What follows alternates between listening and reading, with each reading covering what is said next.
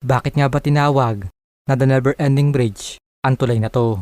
Mga kaibigan, ito ang Nara Bridge na matatagpuan sa UP Los Baños.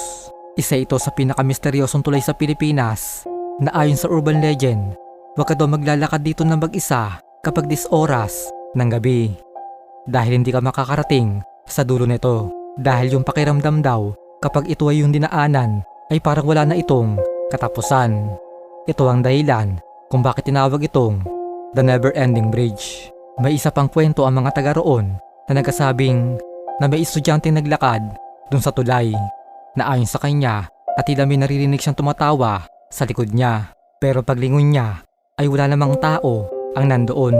Ayon sa paniniwala na ito raw yung multo ng isang babae na may malaking bibig na sinasabing naninirahan dun sa tulay.